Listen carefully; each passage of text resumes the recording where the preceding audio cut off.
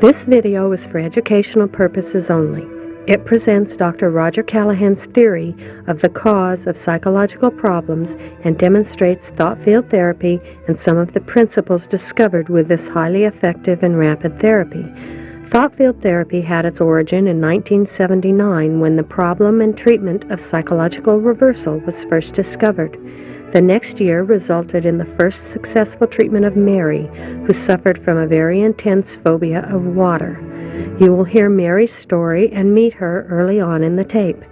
The cure of her water phobia still holds over a decade and a half later. Over the years since the initial discoveries, additional studies have expanded the scope and effectiveness of TFT to include help for numerous problems. You will see some examples on the tape such as fears and anxiety, addictions, and trauma. As you observe Dr. Kalahan appearing on various television shows, notice that he is using algorithms or recipes that have been developed over a number of years. These recipes were all discovered through the unique and complex TFT causal diagnostic procedures. TFT appears to be the only psychotherapy in history with a causal diagnostic procedure. Diagnosis, which naturally has a higher success rate, was not used in these television demonstrations. Please keep in mind that the people in the demonstrations are not fans or devotees of TFT, but rather are skeptical strangers who really do not expect this very strange appearing treatment to do them any good. Despite this drawback, TFT achieves a very high success rate, not perfect, but very high. The treatment works as well with skeptical strangers as it does on anyone. The treatment is so powerful that disbelief in the method makes no difference. It seems similar to penicillin in this respect, for one does not have to have faith that penicillin will work. It usually works regardless. TFT works similarly. Some of the terms and concepts unique to TFT will be highlighted throughout the following demonstrations. Concepts: tuning a thought field, perturbations, toxins that disrupt the energy system, the body's energy system, psychological reversal, and rating the discomfort on a scale of 1 to 10, or the SUDS. We hope that you find this brief introduction to thought field therapy interesting. If you have any questions, please ask your TFT-trained therapist, or you may call our office in Indian Wells for further information. Hi, my name is David Hansen, and I'm talking today with Roджър Kalahan, the founder and developer of Thought Field Therapy. Roджър, thank you for being with us today. Pleasure to be here. I have some questions that I know that people who are interested in thought field therapy, both in learning it and being treated by it, have in their minds about thought field therapy. Let me start by asking you, what is thought field therapy? Well, thought field therapy is the name I gave to the procedures that I discovered about 25 years ago, and I didn't come up with the name 25 years ago. I just called it Kalahan Techniques. I was reluctant to come up with a name in case I would have to change it in the light of some new discovery, because in those early days I was making a good many discoveries one after the other. But actually, when I reflect on that title, Thought Field Therapy, it really applies to any psychotherapy. And what it implies, that title, is that the issue that the person is thinking about when treated is absolutely crucial in psychotherapy. And so the thought field that we wish to treat must be attuned before we can treat it. And field, you know, has an interesting history. I read Einstein's Nobel address, and in it he mentions how the concept of field was introduced many years ago by Michael Faraday, and it was a very useful concept. And Einstein said that if Faraday had ever gone to college, he never could have come up with that concept. So then, what I hear from that is that the thought field, the thing that this therapy affects, is the field of energy that comes with a particular thought. Right, and if that sounds a little peculiar to our viewers, David Bohm, one of the outstanding quantum physicists who's no longer with us, alas, but said that, you know, we use the term field a lot, and no one really understands what is a field. But we just get using it, and we get used to it. And we certainly get used to it in psychotherapy too, but it's a necessary concept for accurate pinpointing treatment. So what you're saying then is every thought has a field of energy that comes with it that makes us feel good or bad? Well, it depends on other things than just the thought, but many people, when they just tune a thought that they get disturbed over, will get quite disturbed right there. You can see that. In fact, we'll show part of that, of a woman who was terrified of driving over freeways and bridges, and you'll see that just the thought of it in the safety of her own home, she's not even in a car, just sends her into complete panic. Newsweek magazine says 1 out of 9 Americans are afraid of something. They have a phobia. We're going to meet a psychologist right now who's developed a very quick and simple cure to help people face their darkest fears.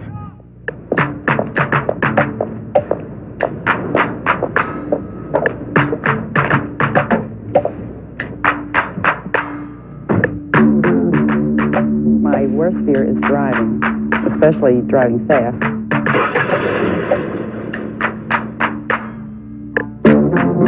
I get a headache right away. I get real dizzy. I feel like I'm going to faint.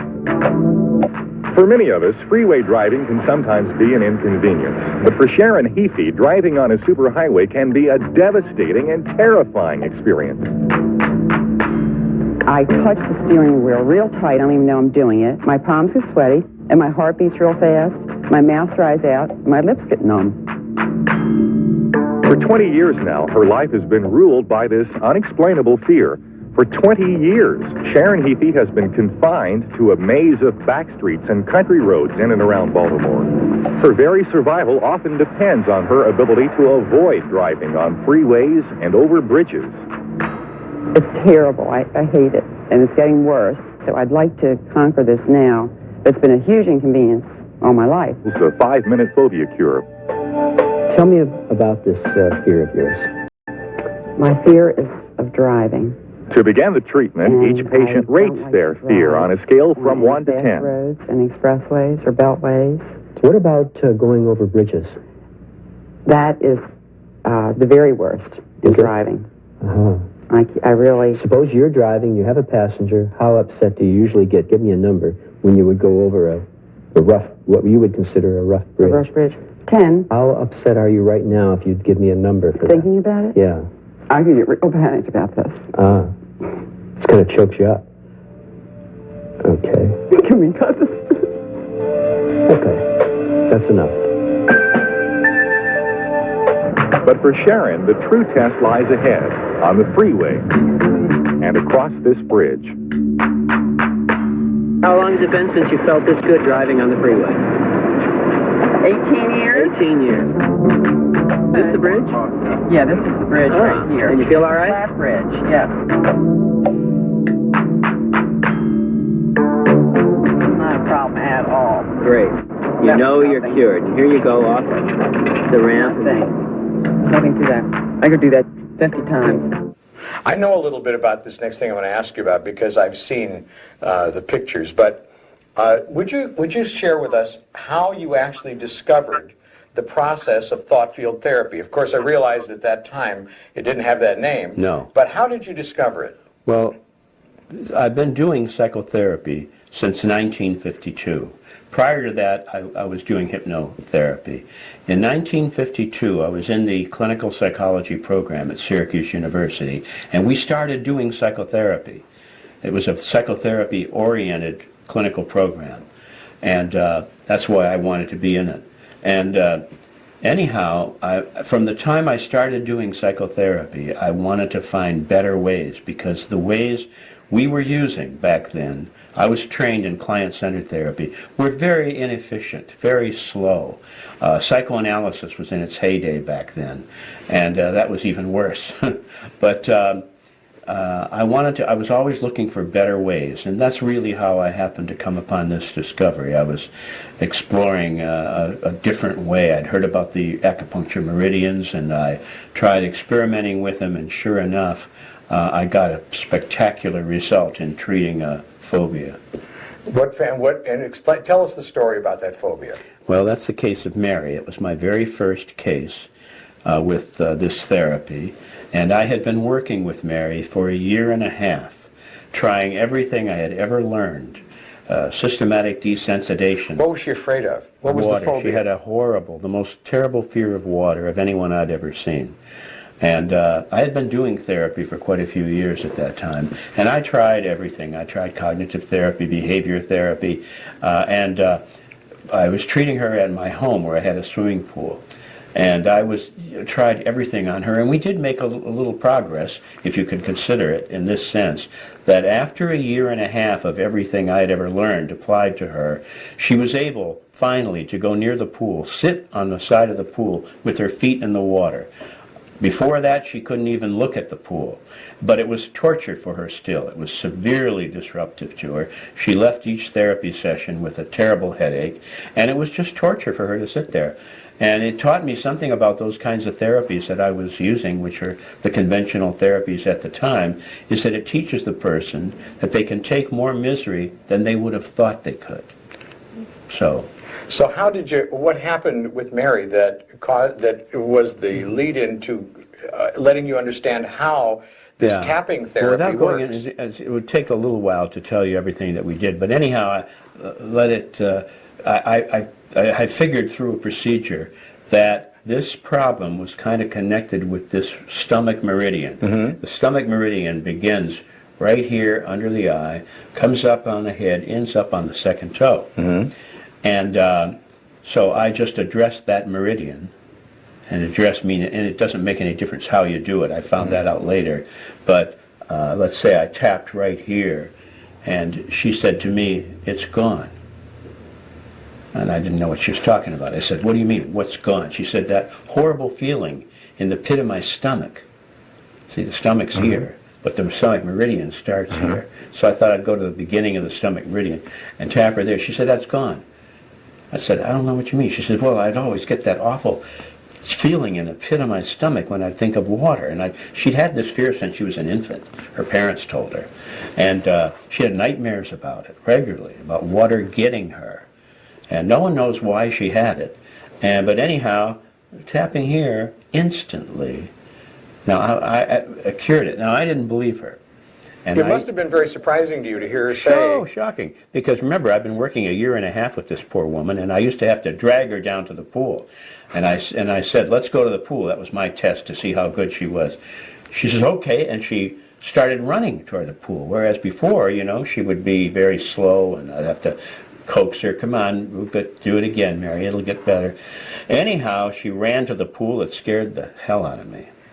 And I shouted at her, "Mary, look out." And she saw my anguish. She turned around and laughed. She says, "Don't worry, Dr. Callahan.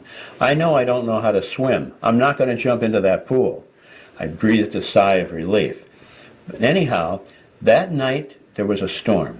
She's always been terrified of storms because rain. She was afraid of a flood getting her. She would never go near the ocean. She drove to the ocean in this storm, she told me later, and she walked down to the beach with the waves rolling up. She had no trace of fear. So just this one little process, tapping right under her eye. That's right, and I called it the 5-minute phobia cure back then, but it took seconds. Well, now, did you do the same thing with everybody else that you had that had fears? I immediately went back to my practice, and every phobic I did this to, and it didn't help any of them. So I realized, though, that I had come upon something potentially very powerful, but I had to make some additional discoveries before I could help more people. Well, now, let me ask you then.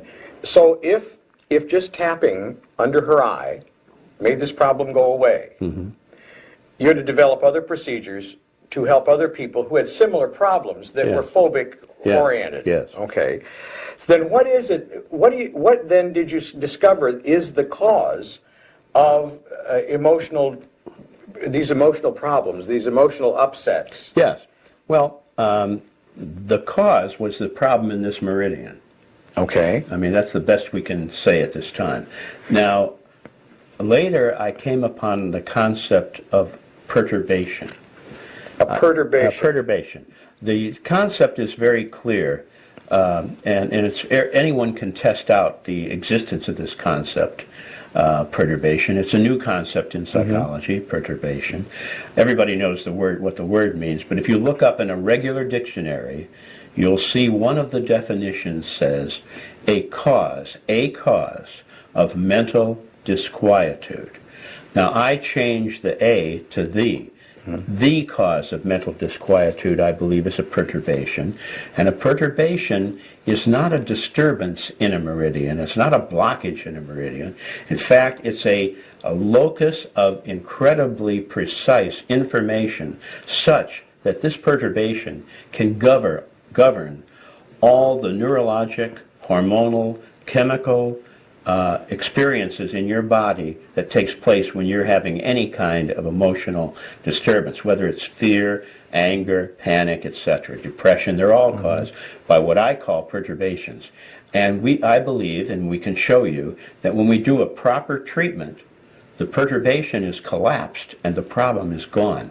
And it happens instantly. In fact, the only thing I knew in science that could account for such speed as this, because it really was instantaneous. We tapped here like this and she said it's gone, and that's not unusual. We find that a lot.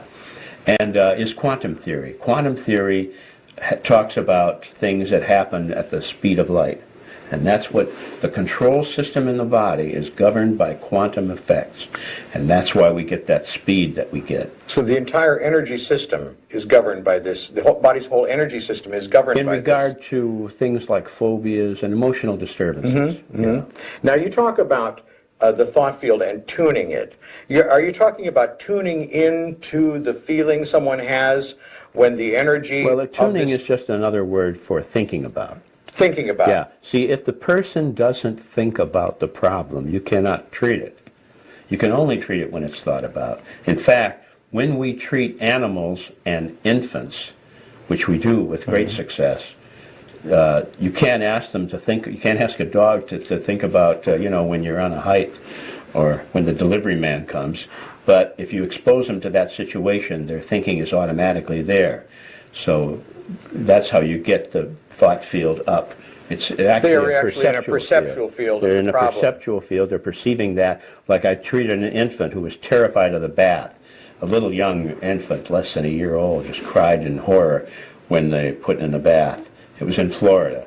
And I used voice technology to find out how to treat this poor little thing. And because you couldn't ask her to think about being in the bath, she had to be in it. And unfortunately, it was painful for her to be in it.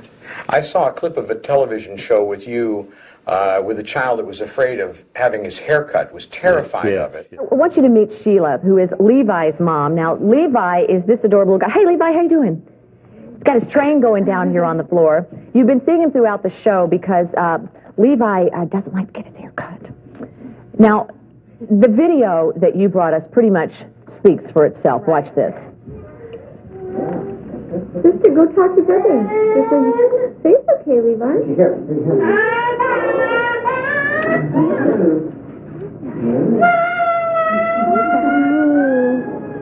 Now, this happens at home, whether it's mom or dad doing it or a professional? It's usually a professional. Well, that was his first haircut, so I just thought, you know, it's something that he was going to outgrow. But unfortunately, it's not. Like this little boy here you just saw, he's quite happy and content having his haircut. Levi just does not like it. He just freaks out. Even the mention of we're going to go to the barber shop? No. Right away, Is it the clippers? Because those are kind of loud. I think it is the clippers. I think the noise really frightens him. Dr. Callahan is backstage now. He's working with Levi to see if he can help him overcome his fear of getting his hair cut.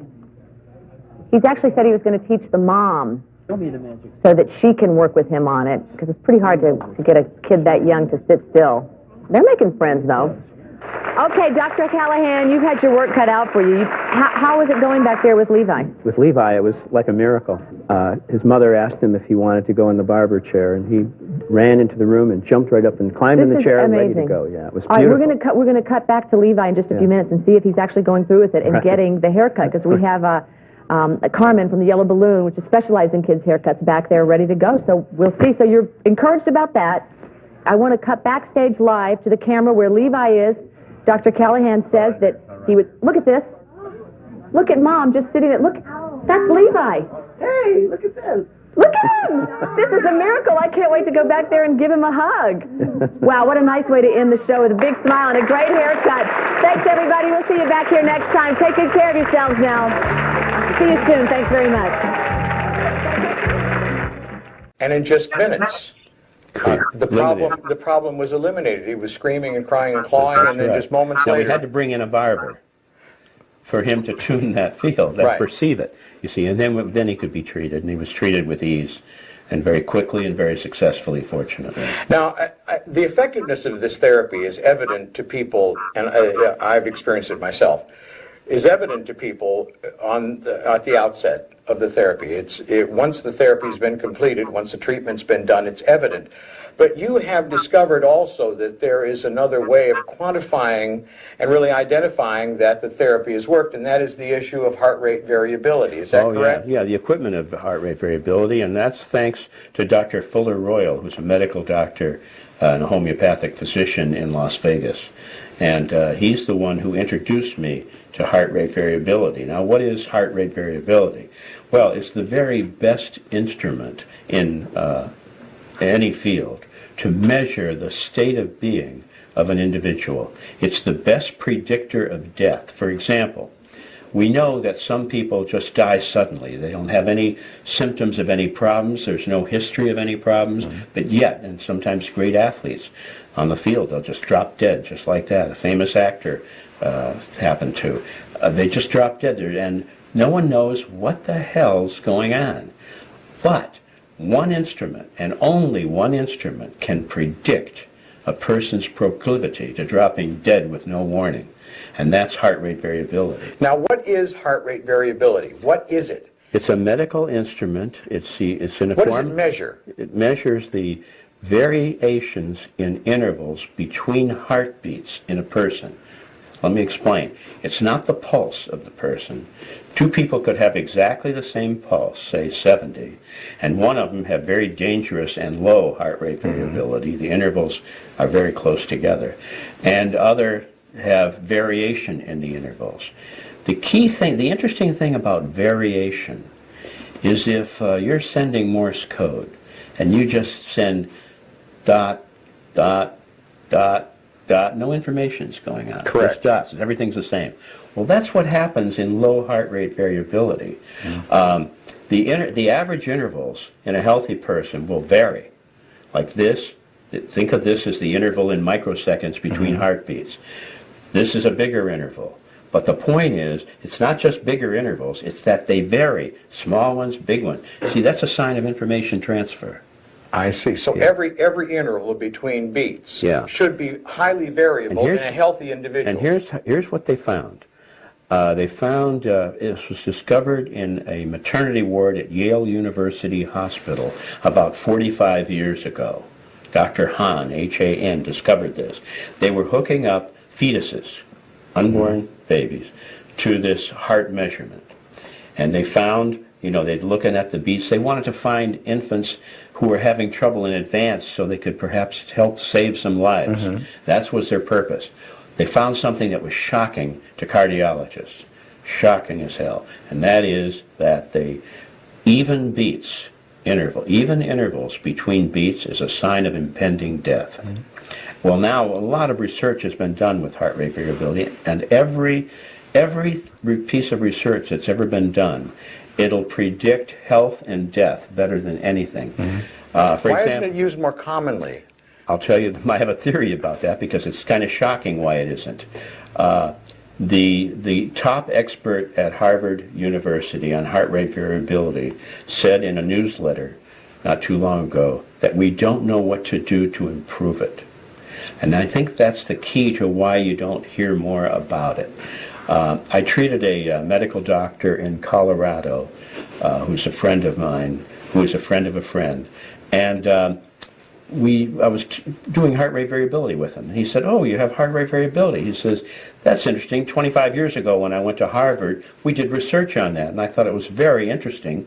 But since nothing could be done about it, I lost interest." Well, I found, and Fuller Royal introduced me to this idea, he found first that heart rate variability can be improved dramatically with thought field therapy. Is thought field therapy the only thing that they found that improves heart rate variability? No, exercising will improve it somewhat. Giving up smoking will improve it somewhat. But if you have a really low heart rate variability, like say like 10 or 20, it's very low. They don't know how to improve it. But I do. So eliminating the emotional distress in a person is one of the things. Improves their heart rate variability That's score exactly, and their physical health as a result. And our work with heart rate variability is unprecedented. We make unprecedented improvements in the health of the person as measured by heart rate variability. So we can prove it. It's an objective measure. It's very exciting. I understand, too, that you do a lot of work with heart rate variability, measuring heart rate variability, and toxins in people, in helping them through emotional distresses. What I found in my research is that there are two major causes of low heart rate variability. One is stress. Now, my work, thought field therapy, eliminates stress. Other psychologists and procedures talk about handling stress. They want to teach you how to handle it. How to manage stress. How to manage it, you see. And what we do is we eliminate it. The person doesn't have to be concerned about managing it. Other approaches toward health in heart work, for example, is trying to teach people how to relax. Well, if you have a problem like anxiety or depression, no matter how hard you try to relax, you can't. But our procedures, when we treat people, for example, Meri, when we did this, she was totally relaxed without trying. No effort at all. And by the way, I've followed her through for the last 25 years. She still doesn't have that fear. Now, the problems never come back. Never. No, I won't say that never happens with somebody. Some people it can come back, which puzzled me, but that's a whole other field. Will toxins cause a problem to come back Yes, then? it will. If someone encounters a toxin? Yes, it will. And I found that's one of the findings, that stress will lower heart rate variability. And I know how to eliminate stress. Right. And so that's one of the reasons we get the dramatic results. But I found it in people that we couldn't eliminate or improve their heart rate variability right away. Then we know it's due to toxins. Now, I have to explain what I mean by toxins. Well, now, most people think of toxins as lead paint chips, gas fumes, mercury, arsenic, those and those things. are toxins. And toxin means poison, and those are toxins, and toxins for virtually everybody. They are toxic. Now, the toxins I'm talking about are things that are individualized toxins, such as wheat or corn for some people, eggs, milk. These things can be a poison. Some people have such severe allergies that the allergy can kill them. They go into anaphylaxis. We know how to treat that, of course. Of course, there's a spectrum of sensitivity in everybody to almost anything. And that's right. I imagine it can go from anaphylaxis, the extreme, delimited, very demonstrative So we found event, that to something we have bit evidence. I have research that will show that when we eliminate depression, heart rate variability goes up. I mean, enormous improvements, unprecedented improvements. Same with toxins. We have, for example, a man who has had a problem with potatoes all of his life. He hated them. His parents made him eat them. He used to break out and throw up. But then we put him on heart rate variability and took his HRV, which was very good, about 120. Then we had him hold a potato. His heart rate variability crashed down to about 60. Just 50% reduction. And he only held the potato? Only held the potato. He didn't eat it? That's interesting. He didn't eat it. We found that a lot. So that's one of the ways we can demonstrate. So it came into his body's energy field and it affected it without him having to consume it? That's exactly right. Now, we treated the potato with a treatment that I developed called, it's a toxin treatment. And then we put him on the heart rate variability again, holding the potato, and his heart rate variability went up higher than it was prior to the whole thing, went up to 140. So thought field therapy then treats the whole person. It doesn't just treat an emotional disquietude. No, that's right. It can treat the health and well-being of a person. Yeah. You're treating the whole person rather than treating just a minor that's problem. Right. Yes, that's true. Dr. Callahan, what is thought field therapy is an enormous discovery. Yeah. And your development of it has been an enormous gift, I think, to the entire world. If I can say that without sounding, to agree with you, without sounding corny. Right. But let me ask you, it's an enormous discovery. But you have one other discovery that has to do with the psychological part of a person that I think is probably as important a discovery. And I want to ask you about psychological reversal. Yeah, when I'm asked what do I think is my most important discovery, I think that is it, psychological reversal. Now, what is psychological reversal? Well, it means that something in the person is going against them. They become their own worst enemy somehow. And that's pretty obvious for many people in their behavior, that they, the loser syndrome. Self-sabotage. Self-sabotage. We find with athletes who can ordinarily to perform outstandingly can have this problem called psychological reversal, and they can't perform. A simple treatment is so absurdly simple. By the way, that's such an interesting discovery. I could talk. I know we don't have that much time, but psychological reversal is the most important because it helps us have the highest success rate in the business. If it weren't for reversal, our success rate, and knowing how to correct it, my success rate would be 30-40% less. In fact, a psychologist, a very well-known cognitive therapist, announced publicly when he heard about and checked out my finding on psychological reversal, he said it was the most important discovery in clinical psychology of all time. Why do you call it psychological reversal? It has psychological because it has to do with tuning. In other words, a person may only have this reversal in certain specialized area of his life and not in a general way. So that's one reason. It has to be tuned.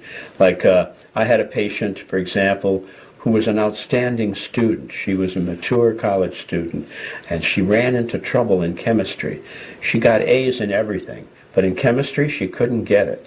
And I found that she had a reversal. She was psychologically reversed about chemistry. About chemistry, for some reason. We don't know why. But all you do is fix it, and then the problem's gone. And we fix it. It takes about 5 to 10 seconds of tapping right here. And that's it's all amazing. It takes. That's right. Now, the reversal I found, at first I used it as a metaphor, but I found it's a literal reversal in the body. And this literal reversal we now are demonstrating by a voltmeter. You can see it on a voltmeter. An electrician's voltmeter. That's right. Just a regular. Like you buy at a hardware store. That's right. A standard voltmeter, it can show it, the reversal. Really? Yes. And you can just watch. And you can see the correction. When we do this correction, you can see the you're talking about polarity? Polarity changes, yeah. The body, because the body has a polarity. That's right. And it changes on a voltmeter. That was discovered by also at Yale University many years ago in the 30s by Professor Burr, Harold Saxton Burr, and he's written about this. Oh, there's really interesting stuff on this now. We're developing it with the voltmeter and going into new exciting treatments that make our work even better than it was. Dr. Callahan, there are different levels to treatment and training in TFT. Yeah. And I'd like you to explain those to me. There's the algorithm level. Let me ask you, what is an algorithm? An algorithm, the term comes from mathematics, but it's used in medicine. It's a recipe. In mathematics, it's a way of finding the answer to some complex problem called an algorithm. And in medicine, it's a procedure for treating certain conditions. Like if you come upon a patient with electroshock, these are the algorithms you use to treat that person in an emergency. It's a brief description. I call it a recipe. It's a way, see, we have causal diagnosis level. That's training. the next level up. Right, but through the use of causal diagnosis, I discovered some simple ways, recipes that had a good success rate. So you didn't have to study and learn the complex causal diagnosis unless you wanted to become more adept. Now, more these algorithms then are common sequences you discovered through the diagnostic process that do they work on everybody? I mean, do they work all the time? Is it a one-size-fits-all thing? Nothing works on everybody. Okay. And I have a saying, anyone who claims to have 100% success rate hasn't treated enough people. That makes a lot of sense. Yeah, that's right. And that's the way it works. So if you're using algorithms... But it has a high success rate, higher than, I mean, if you consider this, you can cure many phobias with an algorithm in just a matter of minutes. In a matter of minutes. Now, compare that with attempts at psychotherapy where the person goes through hell of exposure like Meri did for 1.5 years. If I'd have started like this, we would have ended it right away. And so the people that the algorithm, for one reason or another, that the common recipe that will work on the majority of people doesn't work on, those people need to be treated through causal diagnosis. That's right. Now we have 2 methods of causal diagnosis. One that we teach commonly, and then we have the highest level of treatment is voice technology. That's where nothing else works. This is, see, I consider my specialty is helping people that no one else can help. That's what I work with. Right. I get referrals from the most difficult. Now in voice technology, you're able to extrapolate the sequence for treatment from a person's voice. That's what I discovered. I found that it's contained, the information that I need to treat a person successfully is contained within their voice. And we get that information out of the voice and then tell the person to do this, do that, do this. And when nothing else helps, voice technology does. Well, now, then that would mean that if you can treat them by just measuring their voice somehow to find out what the sequences are, you could then treat them by telephone. Oh, that's probably. Right. Yes, it's you could treat them by a long radio, distance. Really? Right. I could people in outer space through radio. Really? Yes, that's right. Just out of their voice. Yeah, as long as I get a sample of their voice. Like that little infant I told you about, terrified of the bath. I got a little sample and I knew exactly what treatment she needed. Told the mother, do this, do that, do this, bing, bang, boom. The problem was gone. They were no longer terrified of the water. So then there's the algorithm level, which is the common sequence, common recipe treatment level. By the way, your book, Tapping the Healer Within, explores those to a large degree. It tells you how to do them. There's a do-it-yourself book with the algorithms, the common recipes. You can do a lot with the algorithm. And then there is the causal diagnosis level. That you got to take training for. Then there's the voice technology, which also is a training. Right, and it has a higher success rate than the causal diagnosis. It's another form of causal diagnosis, more accurate. More accurate, and I imagine it's probably faster. Yes. Because you're able to do it much faster. Much faster. Much faster. Well, Dr. Calahan, I want to thank you for visiting with us today. It's been very, very enlightening. I've had a wonderful time visiting with you. Well, thank you. And now we're going to throw it off to some of our other people, our other therapists and our other trainers, and we're going to talk about some of these levels of TFT treatment and therapy. And Dr. Calahan, thank you once again. Thank you. Pleasure.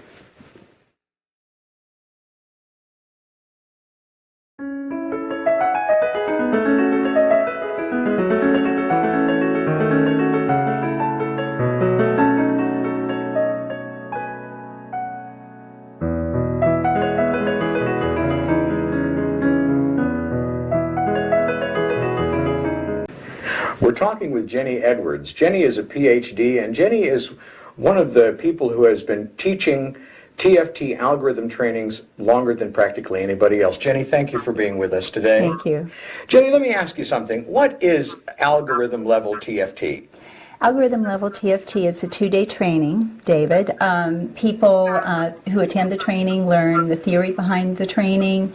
They learn how to treat psychological reversal as well as algorithms for anxiety, addiction, physical pain, depression, trauma, phobias, jet lag. Even a thing called neurological disorganization. Even neurological disorganization. Explain to me what is neurological disorganization? Basically, lack of coordination. Clumsiness. Clumsiness.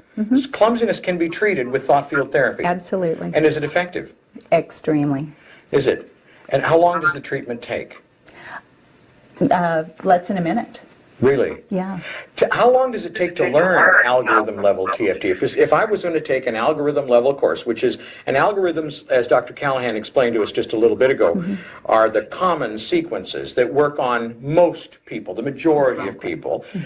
How long does it take to learn all of that? It must be a very cumbersome thing to learn. It's a 2-day course. Is it a hard training?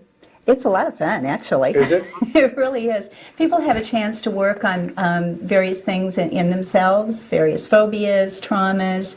I've had people call me after the training and say, Jenny, I went home and looked in the mirror and I looked 10 years younger. Really? Yeah. And one of the beauties of thought field therapy is that people don't need to divulge what the trauma was. They can just say, well, I have a trauma, there's anger, there's guilt, there's rage involved. And so they think of the problem. Yeah. And you kind of have to know what sort of problem it is. And then you can apply the treatment and the problem goes away. Well, that almost sounds to me kind of like silent counseling.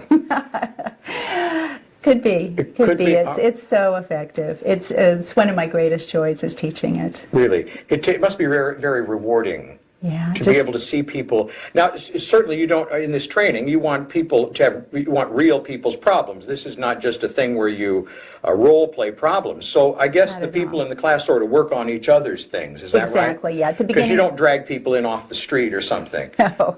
At the beginning of the training, we invite people to write down various phobias, traumas, and so on that they'd like to work on. Because we all carry around a certain amount of baggage, I'm assuming. Yeah. And so you leave there pretty light, I would imagine, after 2 days of this. Extremely light.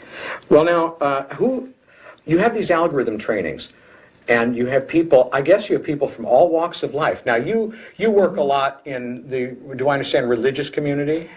Exactly. You personally work a lot in there, but who learns thought field therapy? Who goes to these trainings? Who needs to take an algorithm level course? Anybody.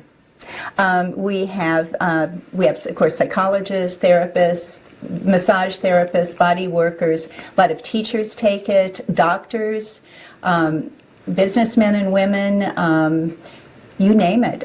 Coaches, it works great. I've had personal trainers.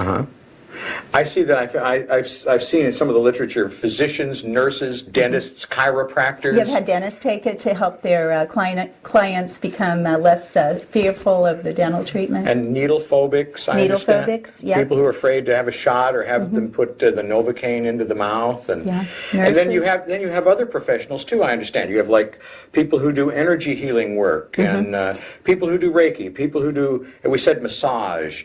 Priests and nuns. Priests and nuns. Not a priest and nuns. One interesting story, one of my, with psychological reversal, I think it was my very first training, one of my people in the class was a teacher, and she went back into the classroom. We learned about psychological reversal, went back into the classroom on Monday morning, and this little girl wrote backwards, and she said, writing backwards, reversal, could you please tap here about 15 times? Okay, go write this again. And the little girl wrote perfectly, left to right. So this psychological reversal thing that Dr. Callahan was talking about is a real literal reversal. If the little girl was writing backwards and did this and it corrected that, I'm sure that people who treat dyslexia all over the world would like to know about this little thing. Absolutely. I've worked with 3 people who were dyslexic. Really? With good results. And was it a good result? Very good, yeah. Well now, what can you do with the algorithm level? Now, is it just for simple problems, or can you treat things that are more complex?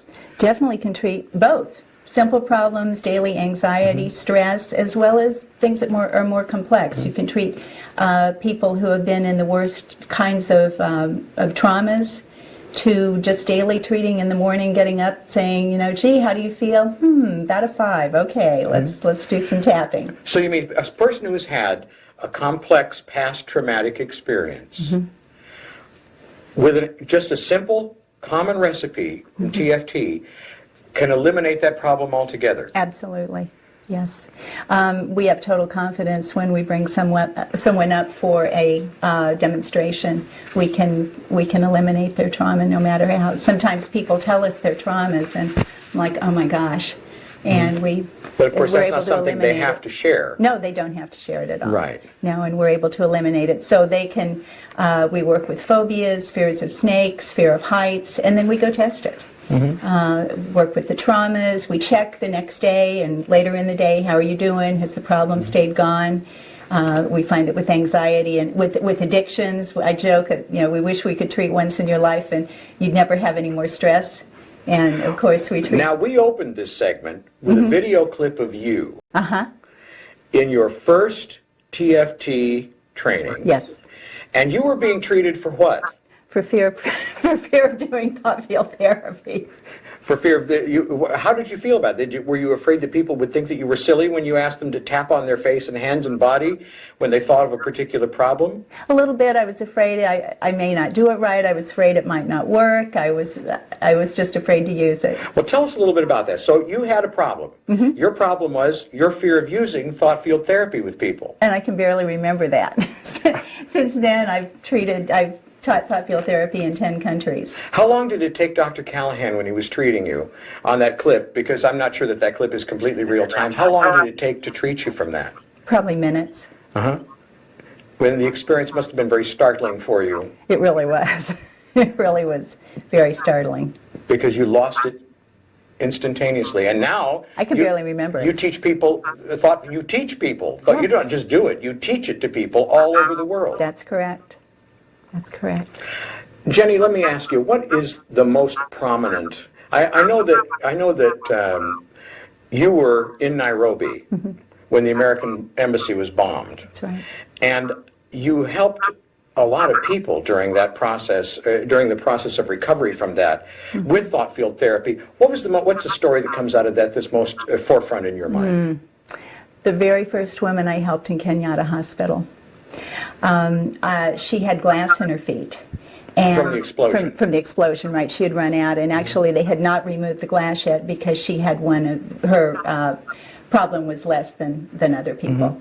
And so I started talking with her in Kenyatta Hospital, and I said, I've got something that might help you. I have no idea if it will or not, and the worst that would happen is you would tap on these points on your body, and the worst would happen is you'd waste 5 minutes because we truly don't know if it's going to work when we start working with someone. And I asked, how bad is the pain? And she said it was a 10 on the scale of 0 to 10. And how bad is the trauma? And that was a 10 also. I thought, let's go after her pain first. And you can treat pain with algorithm level TFT? Absolutely, yeah. Effectively, and it depends on the cause of the pain. Okay. So, for example, if someone has a burst appendix, it's a sign that something is definitely... You don't want to treat that pain. You don't want to treat that because they definitely need medical help. Pain is Mother Nature's way of saying hi sometimes. Exactly. You may be able to treat it in order to lessen the pain somewhat until they can get to a doctor. So you treated this woman for the pain. The pain. And the trauma. Trauma. So we did the pain first. I said, let's get rid of her pain first. And so we got that down from 10 to a 5, and it wouldn't go any farther. Now you say a 10 to a 5. Now this is a gradient this is a gradient in thought field therapy? That's correct. So like the famous scale of 1 to 10? 1 to 10 scale, right. So we say 0 to 10, how bad is it? And so the 10 would be the worst it possibly could be, and 0 would be like no problem. Okay. And so we treated her and got the pain down to a 5, and then... Now that's a self-determined... Exactly. Right. Measurement. How bad is the pain? It's a 10. Okay, tap. Now how bad is it? Well, it's a 5. Okay. And so it wouldn't go any lower, and I went, we need to get the trauma first. And so we treated the trauma and got the trauma from a 10 to a 0 fairly quickly. Came back and got the pain down to a 0. So the trauma was standing in front of the pain and not letting you treat the pain effectively. Exactly. That's a very interesting phenomenon. Yeah, it really was. That was my first experience with treating She must have pain. been very grateful to you. She looked up, and I remember she was lying there, and she all of a sudden got tears in her eyes. And she said, Jenny, I have not stopped playing the video over in my mind since the bombing. I keep thinking there's a bomb is going to go off any minute, and I just haven't stopped playing it over in my mind. And you know what? The pictures have stopped. I think I'm going to be able to get some sleep tonight. And I said, great. And so I said, probably the trauma will stay gone. I can see that you're very emotional about this. I see a little bit of moisture coming here. It must be a very rewarding experience to help people like that. Yeah, it really is. And I've shared this story so many times, and every time I tell it, I can still see her eyes and see her. And so I wrote down, I said, probably the trauma will stay gone, and for sure the pain will come back. She had glass in her feet. So I wrote down what to do, and she was going to use that so that she wouldn't have to take as much pain medication. And then the sisters who had taken me to Kenyatta Hospital said, Jenny, the woman over here wants to be healed. And I went, oh my gosh. And so I finished with this woman, went over and helped this other woman. And that was when I first realized, it was like, this works. This definitely works, and it's a real gift to the world. How often does it work? Generally, The algorithm level we're talking about. Algorithm level, right. Generally, Dr. Callahan suggests about 80% with the normal population. And then another 20% require the next level up. Exactly, diagnostic or voice technology. Would you share with us, I know that you've had enormous experiences, you've had an enormous number of them, and some of them have been high magnitude emotional experiences for yourself, just personal reward stuff with TFT, but would you share with me, in your mind, what is the most important personal moment you've had with TFT? Oh, wow. I would say with my husband. He was born with kidney disease. Yes. And I knew it when we got married, and it was kind of like someday will come, and all of a sudden that day came when he had kidney failure. He was in dialysis for about 2 years, and I think I've really searched my whole life for things to help him. Things such as thought field therapy. And initially he was skeptical of it, which most people would be, which was fine. And he went from there to going, honey, would you give me treatments? Would you give me a treatment? And recently he got a kidney, had a transplant. And he, in kind of the midst of all this, he said, honey, I just appreciate so much. I will never be able to thank you enough for all the nights you were up at 1 in the morning giving me a treatment, helping me with my nightmares, because he was on peritoneal dialysis and would have trouble breathing because of so much fluid. We worked with heart rate variability, brought his SDNN up after some pretty serious infections and problems with dialysis. And so when he said, honey, thank you so much for that, it was amazing. And it makes it all worthwhile. It's wonderful to help people in Nairobi. It's wonderful to help everyone else. And when I can help my own When you can help husband, heal somebody in your own house. Exactly. And somebody in your own life, it must be a wonderful experience. It's an extremely wonderful experience. Jenny, I want to thank you for being with us today. Thank you so much. I want to David. thank you for being with us. I want to thank you for sharing your wonderful experiences with us. Thank And you. we're going to be back in just a moment with another person to explain the diagnostic part of thought field therapy.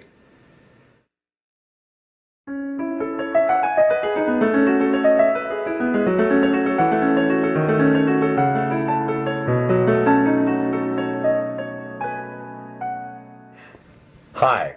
Right now we're talking with Meri Cowley. Meri Cowley is a PhD, and she's also a voice technology trained practitioner of TFT. But Meri, you also are trained in TFT causal diagnosis, aren't you? Yes, I am. How long have you been involved with TFT? Oh my, I first trained with Dr. Callahan in 1997, so 9 years ago. It's been a long time. Yes, a wonderful long time. You've helped a lot of people in that time, haven't you? I believe so. TFT is extremely effective. It's instantaneous. We've already heard from Jenny Edwards about the algorithm level. Now, the algorithm level, she explained, is the level that contains the algorithms, which are common sequences or the common recipes, also the subject of Dr. Callahan's book, Tapping the Healer Within. And we know that the algorithms work on about 80% of the people that you will use them with. But beyond that, then we get into the causal diagnosis part of TFT. Meri, what is causal diagnosis? Well, causal diagnosis is the next level of TFT practice, although in actuality it was the first level ever used by Dr. Calahan. He actually used causal diagnosis to determine common sequences that were built into the algorithms. Causal diagnosis gives us an opportunity to determine sequences for individuals who are not helped by the standardized algorithms. There's some people who, for whatever reason, don't respond to the algorithms, and then we can diagnose their specific sequences for their specific problem.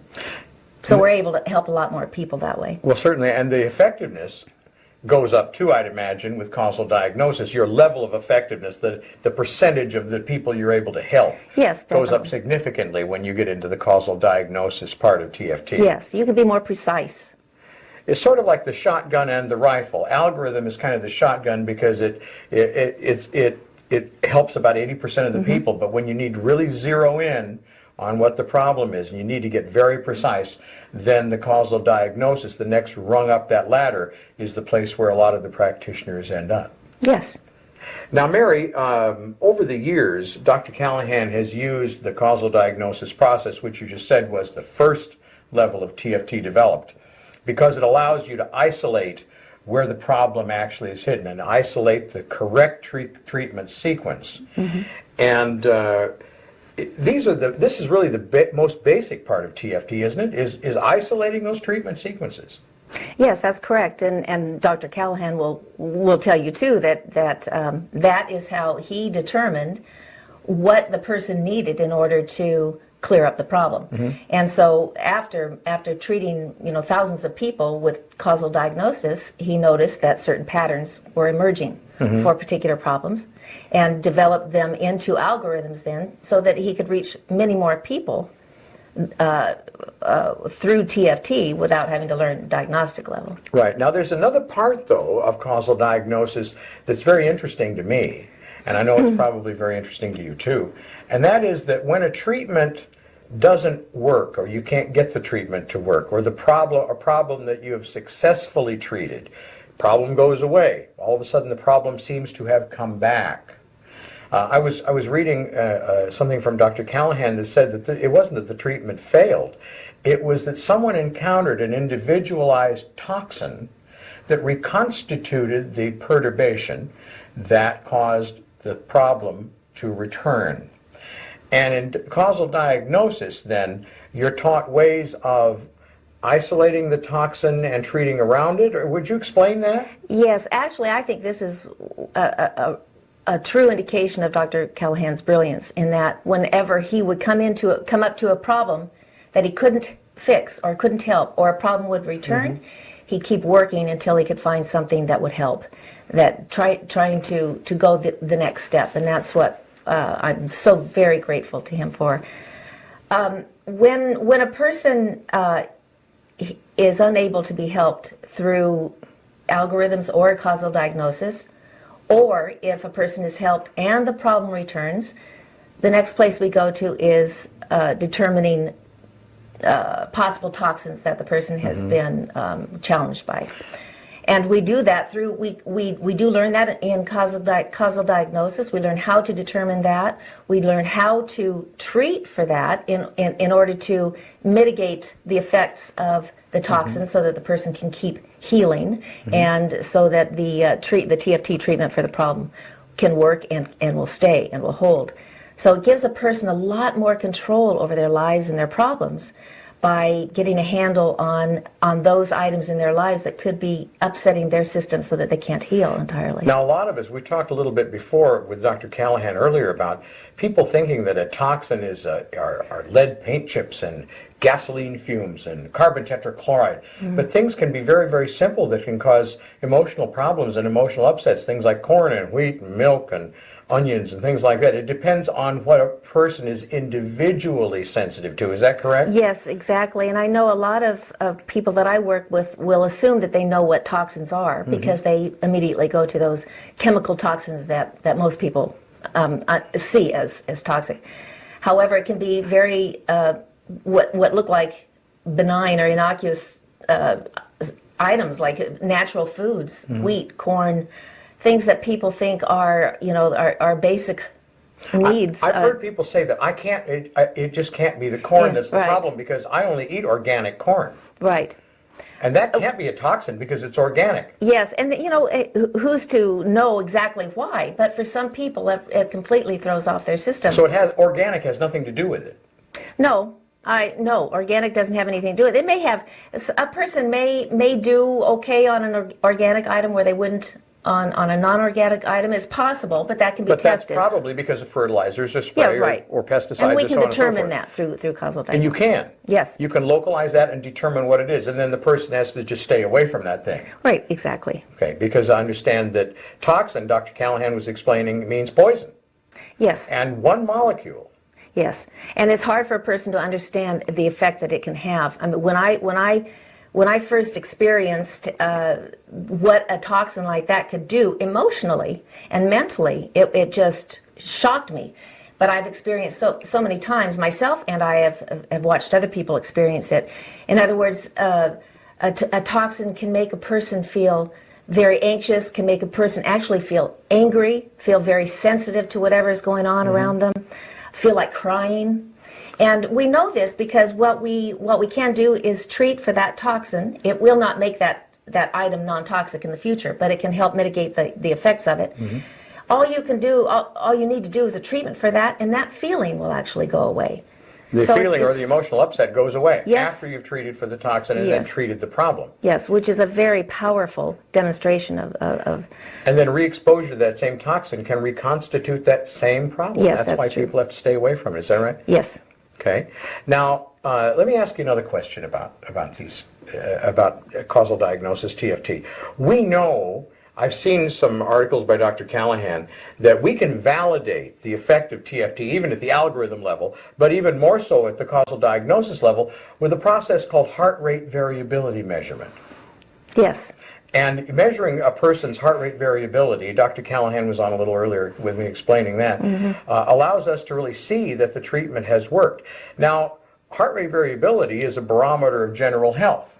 Is that correct? Yes, it is. Okay. And we can use diagnostic level TFT a lot more than we could use at the algorithm level to help people with actual physical, and I'm not going to say medical problems, but we can help with problems in healing by mitigating the way the body's energy system is running relative to launching a healing effect. Is that right? Yes, that's right. What we're doing is de-stressing the body and mind so that it gives it an opportunity to heal and to take care of itself and do what it needs to do to complete the healing process. And so that in that way, then, people who have serious health issues very often can find help. And we're not inferring in any way, shape, or form or fashion that people shouldn't see their usual and accustomed medical and healthcare providers, that you should follow your physician's advice, absolutely. But very often you can use diagnostic level TFT to help someone launch a healing effect. Yes, very true. Well, there have been many studies that most people are familiar with relating stress and illness and disease. And so thought-field therapy is the most powerful therapy that I've ever come across to help relieve stress and particular symptoms too, pain. Jenny was telling us nausea, about neurological disorganization. I found that fascinating. Clumsiness. Yes. Yes. It's clumsiness. Yes, we have techniques to handle that, and I was privileged enough to join a team from the ATFT Foundation that went to Tanzania last year and worked with people with physical problems. Now, our goal was not to try to cure medical problems, but it was to support whatever kind of medical treatment they had, was to support that however we could, to complement it, yes, and to help relieve their stress and the symptoms associated with it in order to help the medicine work better, or in many cases they had no access to medicine whatsoever. So in those cases we were able to help them deal with what they were dealing with and take away the fear of future illnesses, future events of the malaria is what is so prevalent there.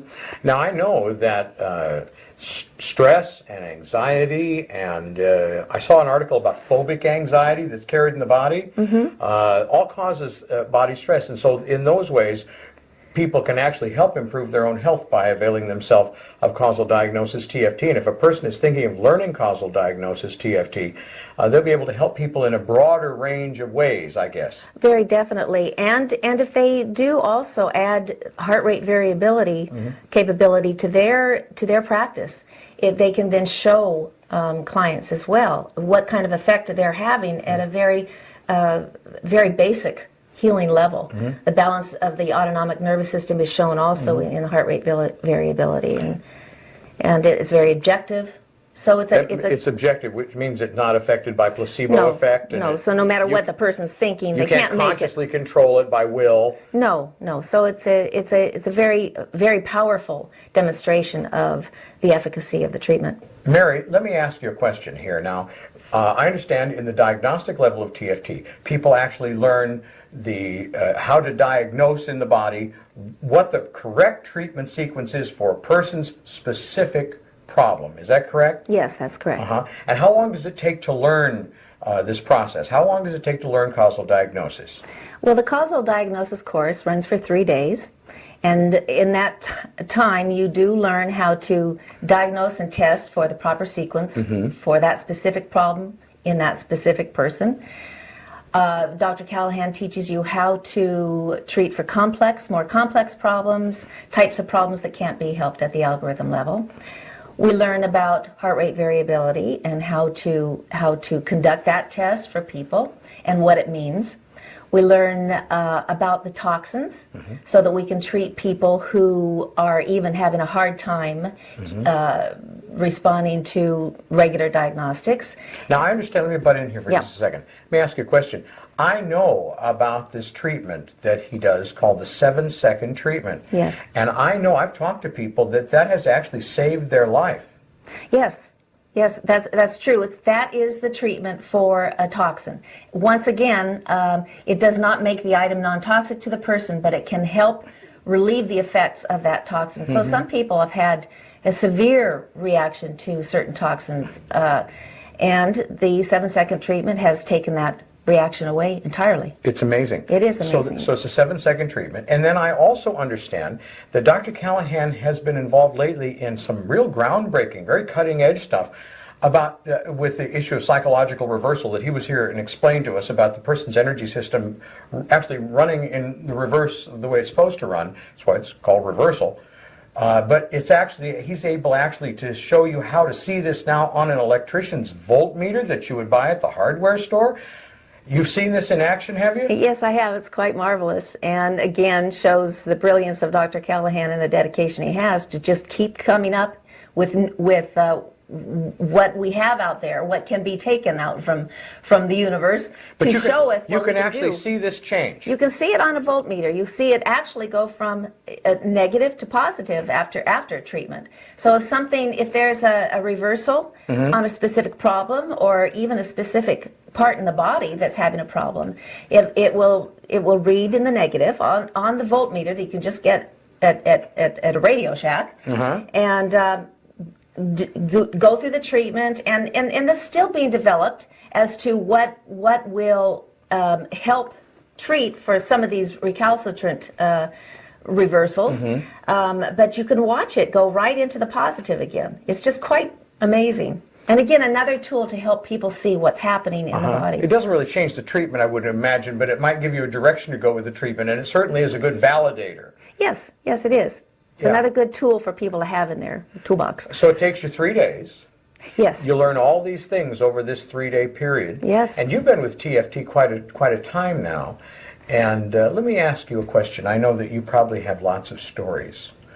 Lots of stories about how you've used TFT with people to help them through their problems. But you have one that sticks out in your mind more than any other? Well, with the diagnosis, we did use the diagnosis last year in Tanzania during our foundation trip. And yes, one in particular stands out, a young man who had a severe case of malaria at the time. So he was in a lot of pain, just a lot of pain, no energy whatsoever. Now, I understand malaria comes with fevers and shaking and sometimes delirium. And yes. And it recurs. And it recurs. Once a person has malaria, they say they always have malaria, and some people get it every couple of months. Oh my! The symptoms again. So people suffer greatly with it in certain parts of the world, particularly in Africa. And in this area of Tanzania that we're in, there were many people. Probably 95% of the population had malaria. Oh no! And this young man came to see how we might be able to help him and help him feel better. And so I used diagnostics with him in order to determine the proper sequences to help alleviate his symptoms. And he had several different severe symptoms. But by the end of the treatment, he was feeling very much better. And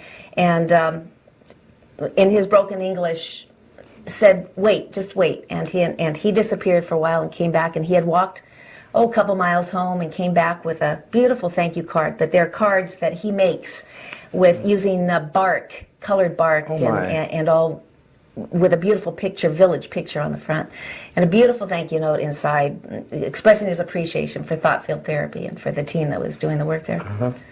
Well, Mary, I want to thank you for being with us today. And if you have one thing to tell somebody who's studied the algorithm level and they're completing or have completed their algorithm level, if you had one thing you could tell them about causal diagnosis and learning it, what would you tell them?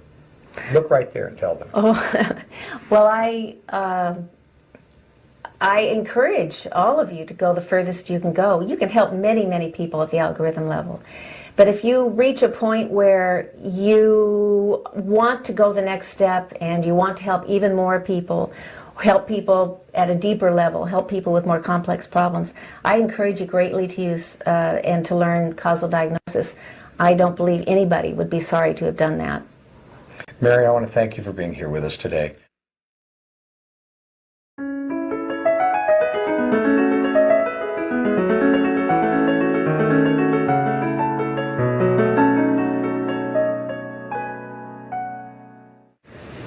We're talking with Chris Milbank. Chris Milbank is a TFT VT practitioner. That means voice technology.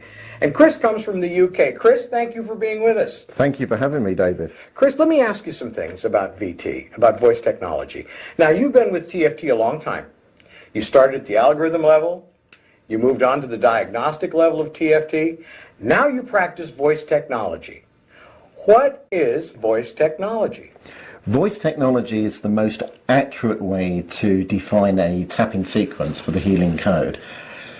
We typically, somebody will phone up, all done over the phone, David. Now, this is done on the telephone. You don't see people in person with this. We don't see people in person at all. That must be odd for you as a practitioner not to see people in person.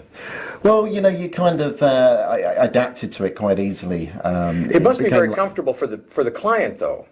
Funny enough, it is very comfortable because we can get to their anxiety and their distress in just a few moments. It is so very quick. What we're doing is we're taking and looking at the energy patterns from the voice, and from those energy patterns we find where the perturbations, the emotional upset is in the body, and then we can diagnose the very right tapping sequence very, very quickly to collapse the emotional distress. Now, all right, we're collapsing emotional distress by information that you, through this voice technology process, extrapolate or extract from their voice, and you do it over the telephone with these people. Now, explain to me, what is the difference between voice technology and diagnostic TFT? Both are diagnostic processes, but what is the difference between the higher level voice technology and the lower level of it, the causal diagnosis process? The diagnostic level is accurate, recorded up to about 92%. The causal diagnosis. The causal diagnosis. Okay. The voice technology has a success rate of 98.6%. And the difference is it very, very quickly cuts through when there's a very complex case in finding all the toxins, all the reversals, and the tapping sequences. Sometimes with diagnostics, on a very complex case, it can take quite a while. With voice technology, it can be done just in a few moments. In just a few moments? In just a few moments. And it's more precise? Yes. And it doesn't matter how upset the person is or how relaxed they are. The voice pattern, it's the pattern in the voice, not the tonality of the voice. So it's not like a voice stress analyzer or some such thing as that. No, no. This is a completely different technology. Completely different, yes. So now you've been practicing this a long time. Explain to me then, you're able to diagnose the correct sequences to correct or eliminate a problem that someone has. Now, does this just work for emotional problems, or can you also use it for physical pain? Can you use it for physical problems? And before you answer that, I want everyone to understand that we're not suggesting that people should not see their medical or accustomed practitioners, but sometimes we can use the body's energy system to correct problems that seem to be medically based, or we can assist in the healing process of the body that other more accustomed practitioners are working on too. You can assist or launch a healing process through the use of thought field therapy and this voice technology process. Is that correct? That's very correct, and I would like to reiterate that I wouldn't work with somebody's pain unless it had been diagnosed first. We wouldn't want to work with the pain and maybe affect that. So we would work quite typically if someone had pain and it had been diagnosed as a particular problem, then we would work with the body's own energy healing system to be able to alleviate the symptoms of pain. And I've got a very good story. A lady, an amputee, she'd had her leg cut from the knee, just above the knee down, about a year previously, and it never particularly healed. And she had a lot of trauma. She got MRSI. MRSA? Yeah. Methicillin-resistant Staph aureus. That's right, yes. And she had a lot of trauma. And so a year later, she went back to the same hospital to have the operation redone privately. But again, the operation didn't go too well for various different reasons. And she was crying in agony, and the family called personnel, and personnel happened to be a friend of mine. And they called me up, and they couldn't give her any more morphine. She was up to the limit. The anaesthetist wouldn't give her any more, but she was still in pain. And in under a minute, the voice technology diagnosed the sequence and corrected the reversals until she had no pain. We automatically went straight on to there for the fear and the trauma of her MRSA or MRSA, and the trauma of losing the leg and her fear of dying, and we eliminated all emotional distress in just a few more minutes. So there were a lot of things you worked through in just a very short time. And you know, David, the most incredible thing was just a few days later, that wound healed for the first time after correcting reversals. Really? So you launched a healing process in a person that had been suffering with this for, what did you say, 18 months? Well, just over a year. Just over a year? Yeah. Tell me, so it seems like this voice technology process is extremely precise in determining what code is necessary to the healing system in the body to cause it to respond in the way we want it to respond. Is that correct? Yes, that's correct. In fact, you see, when we talk about precise, we need to be precise. Voice technology, or TFT, it's like the healing code is very much like a combination lock. And if your combination is 239 and you put 329 in, the lock won't open. And it's exactly the same with thought field therapy. We need the correct sequence to unlock the healing code to allow the emotional distress or even physical pain and illness symptoms quite often with voice technology to be alleviated. And so it's very effective for psychological problems, emotional problems, and can be used to greatly assist the healing of the physical body. Is that correct? That's correct, yes. Well, that's an amazing thing. Chris, in voice technology, what is the single most important story that you have to tell me about your experience with voice technology? Well, David, I have so many, but the one that really stands out was I have anaphylaxis, which is the most extreme form of allergy there is. In fact, some 18, 20 years ago, I put something in my mouth that had peanut oil in and spat it out. And the paramedics, they spent 40 minutes jabbing me with adrenaline to keep me alive. What happens is my breathing was stopped. The blood pressure crashes down towards zero and you go straight towards cardiac arrest. The only thing medically known is adrenaline. And it took me some 15 years. I was in a cardiac response unit for some time afterwards, and it took me a good 15 years to recover my strength and energy, I felt. And just not so long ago at a teaching seminar, I'd become a little bit complacent, I must admit, and I ate a salad. I chose a cheese salad. Now, I wouldn't expect nuts to be in a cheese salad, and I took a few mouthfuls and started having an allergic reaction, and I thought, well, this is an allergy, but it won't be anaphylaxis. There's no peanuts in this. I went off to my room and where I was gonna, drink some water and just see how I was going. And all of a sudden, my blood pressure started rising, and my eyes were full of blood. They felt as though they were popping out of the sockets. My head swelled up. My breathing became so very laboured that I knew I was going straight into anaphylexia. My skin had gone red raw. I wanted to rip it off my body. And at that moment, my blood pressure then started to crash down towards zero. I collapsed across the room as I went for the phone for Dr. Roджър Калахан, who happened to be fortunate in the same hotel. And I remembered his number, how on earth I knew the room number, and I dialed it.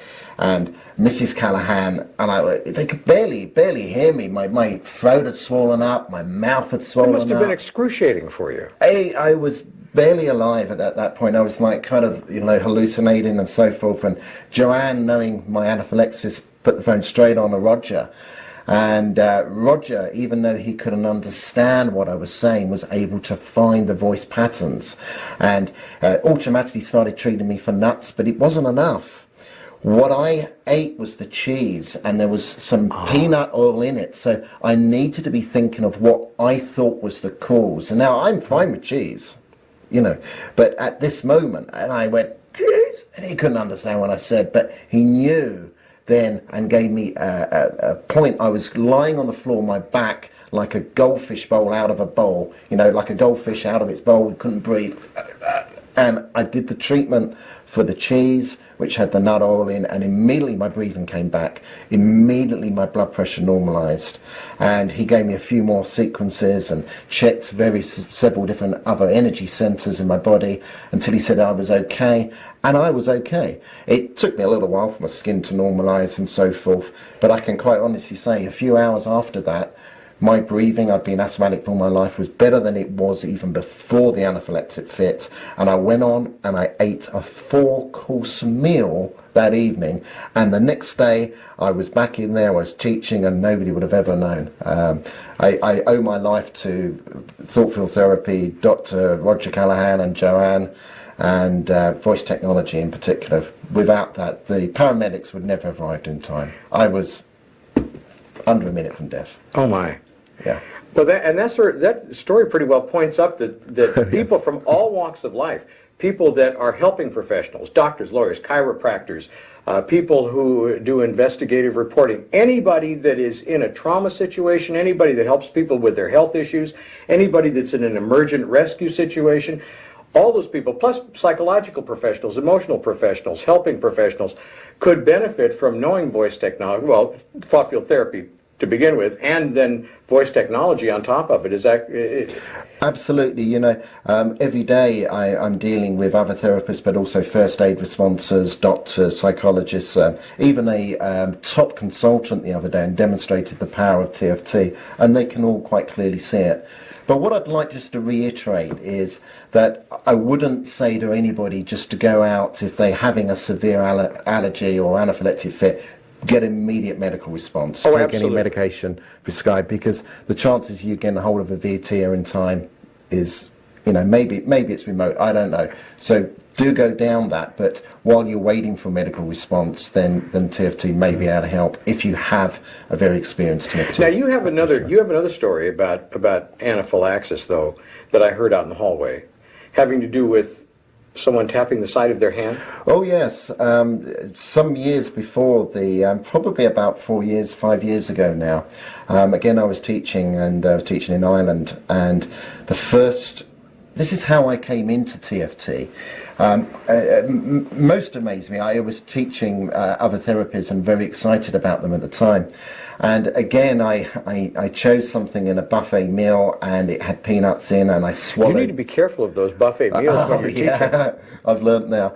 And I swallowed those peanuts, and the trainer that I happened to be with was trained in thought field therapy. I'd heard of it, and I thought, wow, I didn't know. I thought perhaps it's quackery or something. I didn't know. And immediately my skin went red raw, my breathing went to stop, my blood pressure started crashing down towards zero, I collapsed across the table, and this great lady from Ireland, she just picked up my hand and started tapping and said, think of peanuts. Well, of course I couldn't think of much else at the time. Right. And immediately it normalized. And from then onwards, I was hooked. I went and bought every package there was on thought field therapy. I did every training. I studied every book. Perhaps I think I came quite a pester. Anybody in TFT, I wanted to know everything. Look, and I know a little bit about your background, and I know that you know a lot of different kinds of therapeutic modalities. And of all of them that you know, I mean, how well integrated are those anymore now that you do so much thought field therapy and so much VT practice, so much voice technology with people? How does that relate to the other therapies that you learned before? Well, of course, you can't ever take away the experience of dealing with people, but probably 98% of what I do is voice technology these days. It's so quick, it's so effective. Why put someone the trauma of doing something that takes longer or may not work when you've got voice technology? It would be cruel. So voice technology is pretty much all I do these days. Pretty much you pretty much let the rest of it slide. Yeah, absolutely. Yeah. And I tell all my fellow therapist colleagues, and they pretty much know that voice technology. Well, those people that are watching this right now, what would you say to them about first TFT and then voice technology? Go out and experience TFT. It can be so useful to all your family and your friends, and if you know anyone who's in real distress, make sure they get a TFT from a diagnostic, or if it's a very complex case where nothing else has ever worked, do go out and experience some voice technology with one of the 12 or so highly trained voice technology therapists. Call Dr. Roджър Калахан and get a treatment as soon as you can. Chris, I want to thank you for being with us today. It's been a pleasure having you, and best of luck in the future, and stay away from those nuts. Thank you. I certainly will do. Chris Milbank from the UK.